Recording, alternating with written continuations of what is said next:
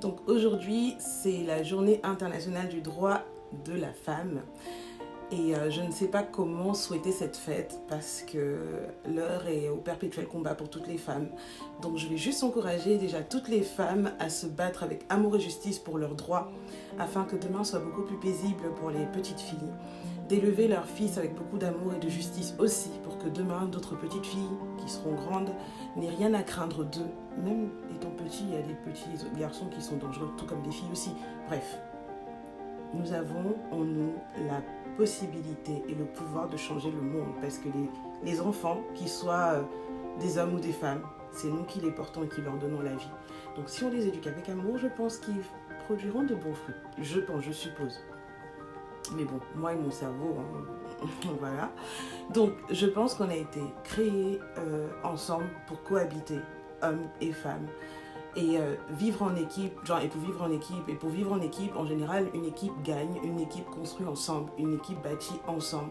Donc le fait d'être une femme qui se bat pour ses droits, je sais pas, pour moi, il en va de soi que ça ne veut pas dire qu'on est ennemi des hommes.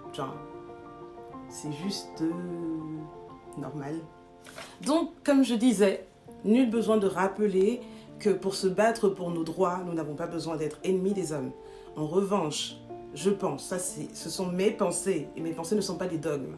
Donc, en revanche, je pense que accentuer le silence face aux injustices subies par d'autres femmes, sous prétexte que nous ne sommes pas concernés par le fait, ne nous rendra pas différents des non-noirs qui nous disent d'oublier le passé pendant qu'ils sont tranquillement assis sur les privilèges que la souffrance de nos ancêtres leur ont fournis.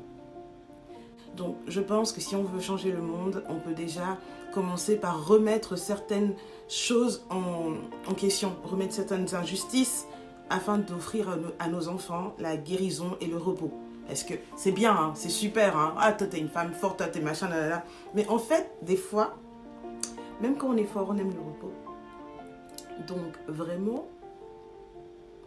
battons-nous encore aujourd'hui pour que demain soit meilleur pour nos enfants. Pour ceux qui connaissent un peu mon histoire, mon enfance, oui, j'ai des bons moments, j'ai des bons souvenirs, mais dans ma tête, dans mon corps, ça a été de la survie permanente. Donc, si on dénonce des choses maintenant, peut-être que les enfants vivront mieux demain. Et je pense que tout parent qui aime son enfant se réjouira de ça. Donc, de grâce, battons-nous pour des bonnes causes. Battons-nous pour cette juste cause. Parce que les enfants sont faits pour être des enfants et non pour être des petits warriors de survie. Ne méprisons pas le combat de certaines femmes parce qu'on ne le vit pas ou parce qu'on est tellement formaté par la société patriarcale qui n'est pas toujours bonne. Je ne dis pas par cela que tous les hommes sont mauvais, parce que Dieu merci, j'en connais qui sont juste des crèmes, qui sont des super papas pour leurs filles et des super papas pour leurs fils aussi. Donc des gens bien, ça existe. Qu'ils soient garçons ou femmes, parce qu'en même temps, il y a aussi des femmes qui sont tordues, faut le dire. Mais là n'est pas le sujet, là n'est pas la question. Aimons-nous assez déjà nous pour nous battre pour ce qui est juste pour nous. Apprenons à nous encourager, à nous conseiller. Soyons des vraies sœurs les unes pour les autres, parce qu'en même temps, aujourd'hui nous pouvons être dans une situation confortable, mais demain, les choses peuvent changer, on ne sait pas. Donc, ne soyons pas si promptes que ça à toujours taper sur les gens. Un peu de quand même, comme je dis souvent. Personnellement, j'ai jamais considéré cette fête avant.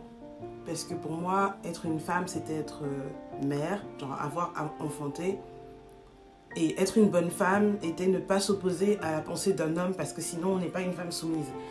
Mais je ne crois pas que cette femme sage qui soit citée dans la Bible pour bâtir sa maison soit une femme qui doit absolument bâtir sa maison dans l'oppression et l'injustice. Je pense que quand on construit une maison, je ne sais pas, je ne suis pas dans le bâtiment.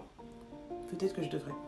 Mais je sais que pour construire une maison, il faut creuser la terre. Il faut enlever des trucs qui y seront pour que les fondations soient solides. Donc du coup, je pense que la femme sage qui doit bâtir sa maison, elle doit la bâtir sur de bonnes fondations. Et dire non à un homme n'est pas un manque de soumission. Ça me fait penser aux commentaires qu'une personne a laissé sur le post d'une femme qui a subi des violences conjugales en lui citant ce verset d'ailleurs. Oui, la femme sage bâtit la maison, penses-tu que l'Éternel serait d'accord avec toi? Donc l'Éternel a mis quelqu'un au monde pour que toi tu viennes être tu viennes taper dessus comme le tambour et vous vous dites que c'est de la part de Dieu ou c'est la justice de Dieu, c'est qui votre Dieu, mais en tout cas, celui-là, ce n'est pas le mien du tout, du tout. Construire sa maison sous l'oppression, sous l'injustice et sur les secrets, ce n'est pas du tout bâtir sa maison sur de bonnes fondations au nom de Jésus. Même si vous mettez n'importe quel nom dessus, ce sera toujours la même chose et les résultats seront toujours pareils. Ce sera l'échec. Si vous voulez bien construire votre maison, être de bonnes femmes pour vos épouses, etc., etc., eh ben, il faut être vrai, il faut être vous, il faut vivre votre vie. Et je pense que pour vivre sa meilleure vie, il faut déjà se rencontrer. Donc, j'encourage déjà toutes les femmes à se rencontrer. Et voilà, je réalise que pour la première fois, je me sens femme parce que... aussi parce que j'ai rencontré des personnes formidables sur les réseaux. Je ne vais pas vous citer parce que j'aurais trop d'émotions. Qui m'ont appris énormément de choses, qui m'ont écouté aussi, qui m'ont conseillé. Parce que oui, il y a des femmes formidables sur Internet.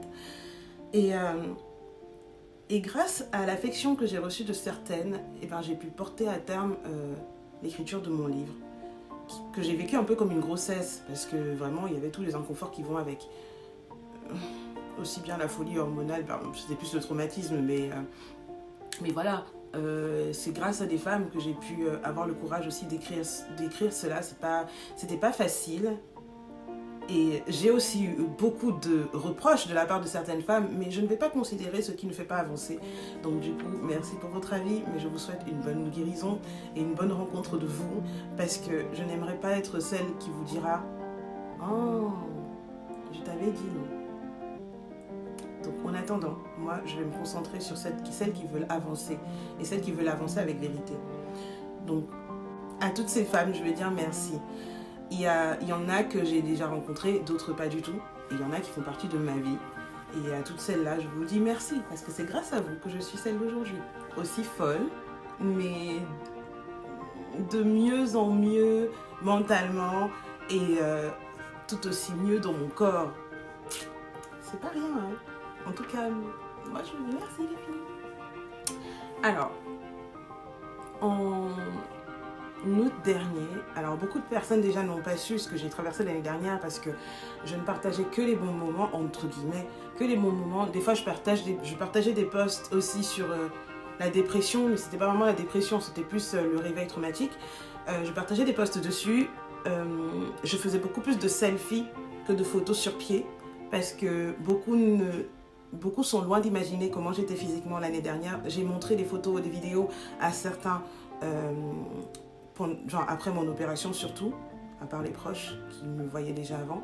Et j'étais pratiquement... mon ventre était tellement énorme comme si j'étais enceinte. Sauf que j'étais pas enceinte. Puis des fois les gens disaient « Ah mais t'es enceinte !» Non, je ne suis pas enceinte.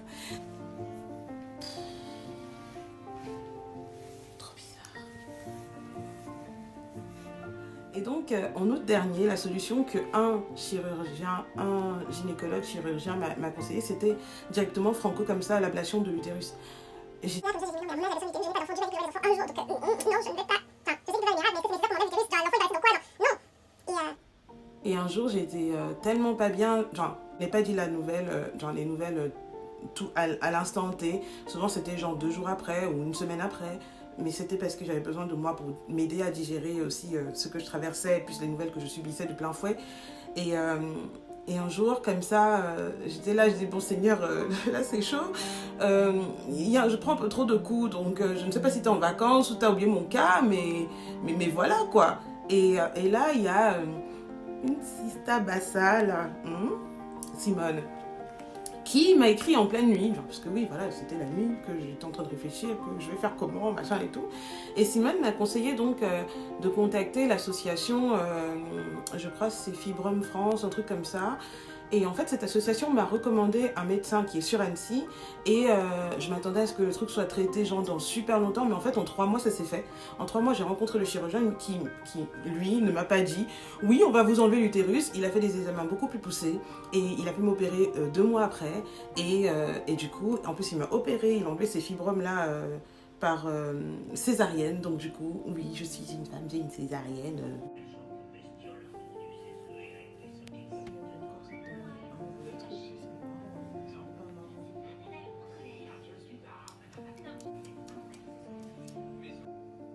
Et donc c'est par le soutien et les conseils de Simone et d'autres aussi que j'ai pu aller jusqu'au bout. Et la peur est sortie de mon ventre.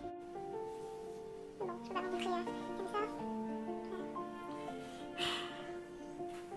On va enlever tout ça. Aujourd'hui, je vis de mieux en mieux. J'apprends à me réapproprier mon image. J'apprends à ne plus avoir peur de celle que je vois, parce que je ne la vois pas forcément comme les autres la voient. Mais j'apprends juste à la vivre, j'apprends à être encore plus à l'écoute d'autres femmes et à considérer que ce n'est pas parce que moi j'aurais supporté un coup que l'autre est obligé de supporter. Nous ne sommes pas pareils. Nous n'avons pas le même agenda de vie. Déjà, nous ne sommes même pas nés à la même date. Donc déjà, rien que par ça, ça devrait nous encourager à considérer vraiment les besoins des autres. Donc aujourd'hui, ce n'est pas la fête de la femme. Moi, j'ai beaucoup plus de bébés-filles qui sont nés et qui naissent encore et qui vont encore arriver que de garçons qui sont nés. Je ne les aime pas de façon différente parce que c'est une fille ou parce que c'est un garçon. Je pense qu'on peut leur offrir un avenir meilleur. Et pour ça, il faut que certaines se battent. Mais le mieux, ce serait encore que toutes se battent. Comme ça, celles qui ont commencé à se battre pourront avoir le repos de se dire qu'elles n'ont pas mené leur combat en vain. Alors, pour toutes les femmes, entre guillemets, fortes qui m'entourent, je veux vous dire merci. Merci pour votre force, pour votre résilience, pour votre détermination, pour vos conseils, pour votre soutien, pour votre support, pour votre amour. Et pour toutes les femmes, moi, actuellement, vivre ma vie accompagnée de femmes vaillantes, bienveillantes, des femmes qui se battent tous les jours pour leurs enfants, pour celles qui en ont, pour une meilleure vie, pour celles qui... De toute façon, tout le monde se bat pour une meilleure vie. Voir des projets aboutir chez certaines, pour moi, ça me fait du bien. Ça me fait du bien, j'encourage. Et je pense que j'encouragerai toujours tant que je pourrai. Et voilà. Donc du coup, c'était mes mots pour aujourd'hui.